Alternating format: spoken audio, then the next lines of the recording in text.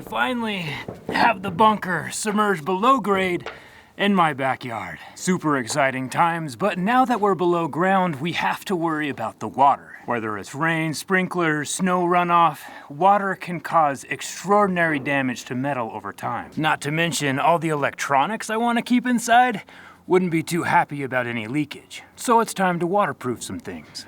I'm not too worried about the steel bunker tubes themselves, since they're covered in something that's called trench coat that can last more than a century underground. However, we did burn away a significant amount of that coating while welding on the flanges, so we do have to correct that. It's the exposed metal that needs to be coated so it doesn't corrode away. My bunker lasting 100 years is far better than my bunker lasting 10 years. And we gotta move quick before the snow comes. Let's get started.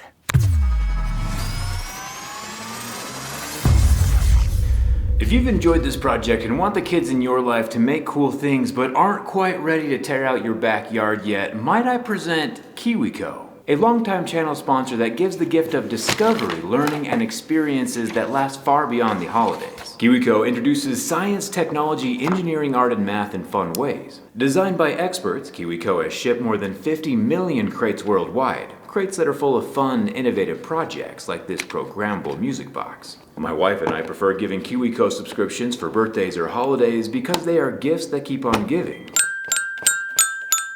Monthly hands-on projects delivered right to your front door. With 9 different lines to choose from, there's something for every interest and age, from newborns all the way up to grandparents. This music box is part of the Eureka Crate line, which leans towards engineering and design for kids ages 12 to 100. And even has a cool maker's guide with lots of historical information. Like music boxes were once the only way to listen to music without human performers. And music box building is definitely a good skill to have in the apocalypse. Use code JERRYRIG to get 50% off of your first month. I assure you it is far less expensive than building a bunker in your backyard. KiwiCo.com/JERRYRIG. Let's get back to work. Having only one entry and exit point of a bunker is kind of a bad idea. If one entry gets blocked, broken, or caved in, the bunker becomes more of a tomb instead of a shelter, which is counterproductive.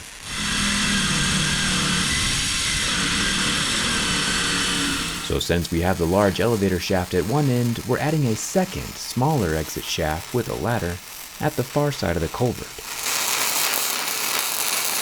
Wish us luck. We're gonna try and flip this thing. With all the timing of the large excavation equipment and our rush to get the bunker buried before the snow falls, we found it easier to just weld a large metal sheet together out of 3/8 plate and drop that into place with the crane while it was still here.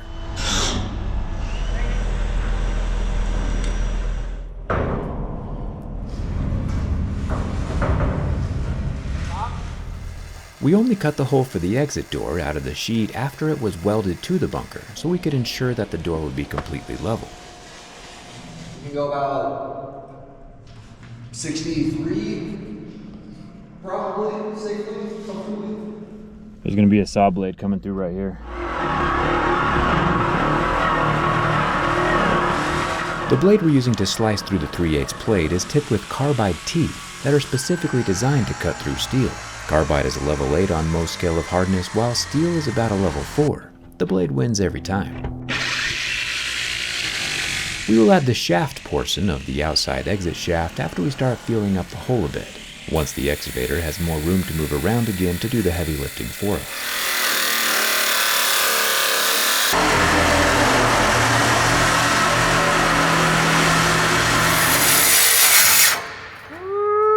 I see it moving.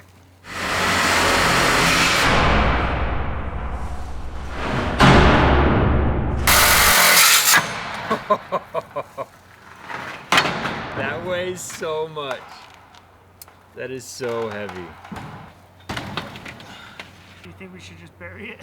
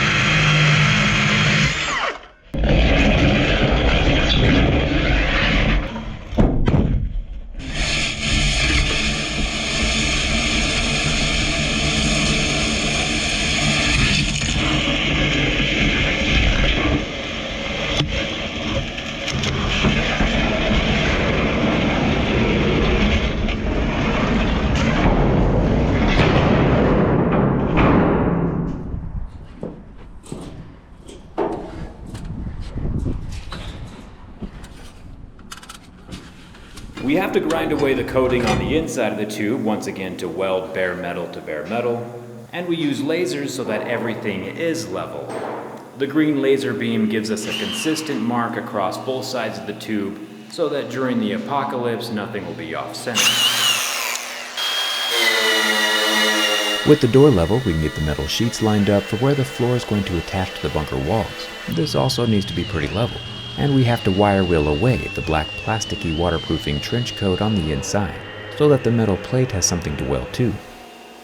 And at the end of this project, this bunker will be wheelchair accessible, and if the floor isn't level, someone in a wheelchair will just roll off into the far wall. So, level floors are more important than you might think. Before we can start waterproofing anything, we have to get some of the metal for the flooring welded to the wall. Since these particular pieces are connected directly to the tube, and the welder will burn through the trench coat, and we need to recoat everything that burns away before adding dirt back into the hole.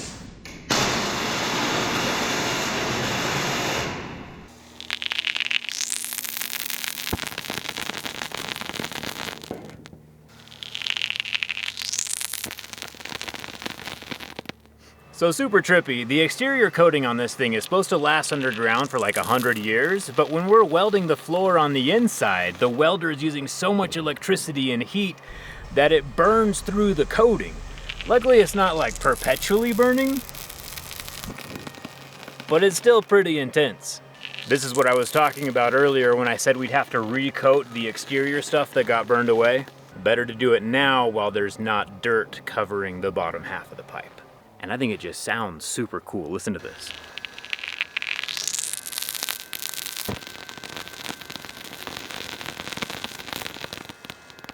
It's actually kind of difficult walking around on the slippery helically corrugated pipe walls. Even though the pipe is 12 feet in diameter and there is plenty of curvature, I'm still looking forward to getting the floor in. Once it's installed, we'll have so much more room to move around, and having a floor means we can start storing stuff underneath the floor panels. All the cost of this metal was included in the price I gave last time. I have no idea why my welder is puffing smoke rings better than Gandalf in the Shire, but I'm here for it. All the way over on this end of the bunker, this metal sheet is bare that we have to coat. The stuff that's burned away right here we have to recoat. And if we walk this way, the middle seam, which we've cinched together with the bolts inside, we got to coat this line, and this line, as well as all of this bare metal here. Once we weld this entire seam, it's going to be watertight, but once again, we still have to coat the metal. The galvanized stuff, don't got to worry about that. And we have waterproof construction adhesive along each seam. And Graham down there is taking care of the corners. Graham is currently welding the outside seams, making sure that it's watertight edge to edge. We are currently in the elevator shaft. To join the entry shaft up with the bunker itself, we're using something called a mag drill, which uses an electromagnet to hold itself to the bunker wall while it drills a massive hole through the entry shaft and the bunker itself, which we can put a bolt through to cinch the two sections together. At the moment, we have 4 EcoFlow Delta Pro batteries down here in the bunker, running all of our power tools, charging our batteries. They give us about 12 kilowatt hours worth of electricity, which is more than enough to run all of our tools at the same time.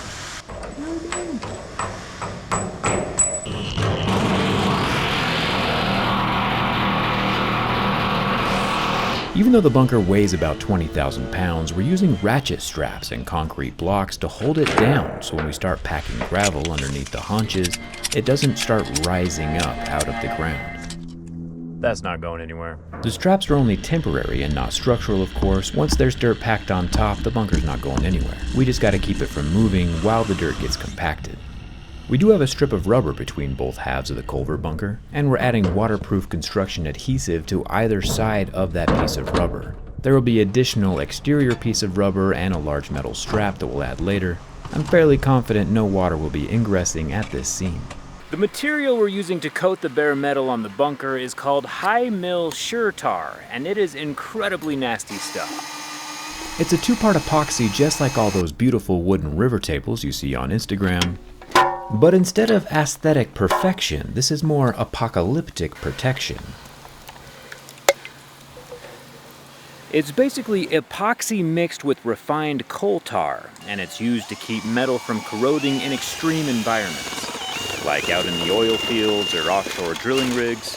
It can handle salt water, chemicals, and is extremely abrasion resistant.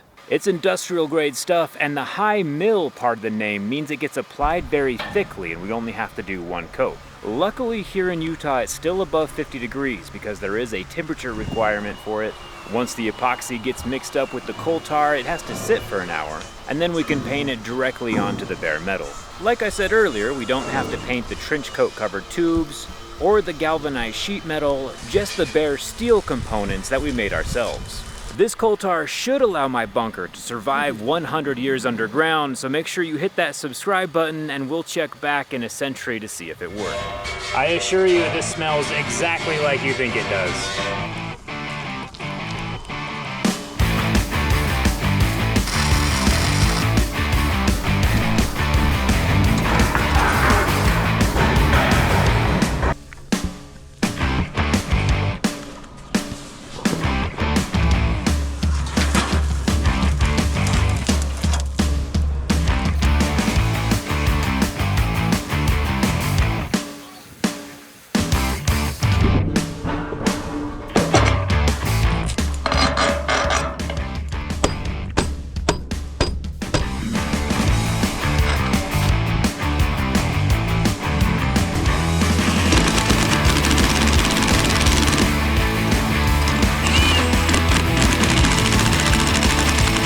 The bunker is bolted up, welded up, sealed shut, and strapped shut, which is perfect because it just started raining and I definitely need a new shirt. And we are finally ready to bury the bunker, which means this is the last time that you can buy your exclusive jar of dirt from 18.5 feet under my backyard.